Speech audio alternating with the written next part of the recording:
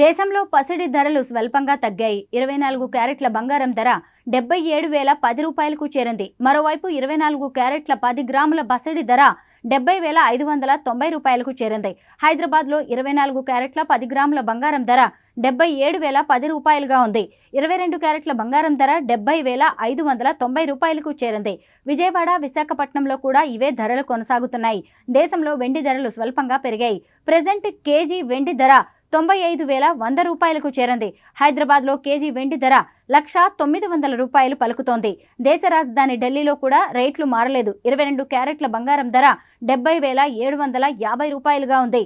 24 క్యారెట్ల బంగారం ధర 77,170 రూపాయల వద్ద కొనసాగుతోంది.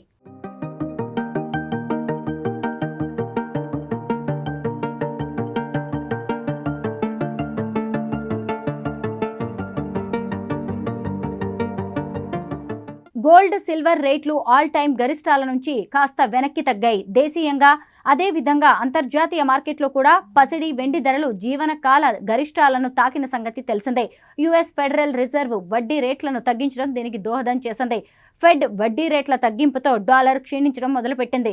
ఇన్ని రోజులు ద్రవ్యోల్బణం కట్టడిపై దృష్టి పెట్టిన ఫెడ్ వడ్డీ రేట్లను పెంచుతూ గరిష్టాలకు చేర్చింది.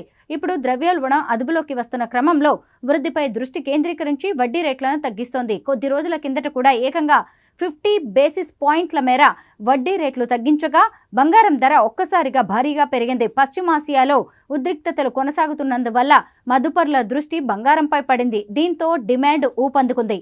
ధరలు కూడా పెరుగుతున్నాయి. వరుసగా పెరిగి బంగారం ధర మళ్లీ తగ్గుముఖం పట్టింది. ఇంటర్నేషనల్ మార్కెట్లో స్పాట్ గోల్డ్ రేటు ఔన్స్ కు ప్రస్తుతం $2,668 వద్ద ఉంది. కిందటి సెషన్లో ఇది దాదాపు $2,700 చేరువలోకి వెళ్లి గరిష్ట స్థాయిల్ని తాకింది. అక్కడి నుంచి ప్రాఫిట్ బుకింగ్ నేపథ్యంలో వెనక్కి వెళ్ళింది. దీంతో మరుసటి రోజు దేశీయంగా బంగారం ధరలు తగ్గుముఖం పట్టే అవకాశాలు ఉన్నాయి. ఇక స్పాట్ సిల్వర్ రేటు $31.80 వద్ద ఉంది. డాలర్ క్షీణిస్తుండటంతో రూపాయి మెరుగవుతోంది.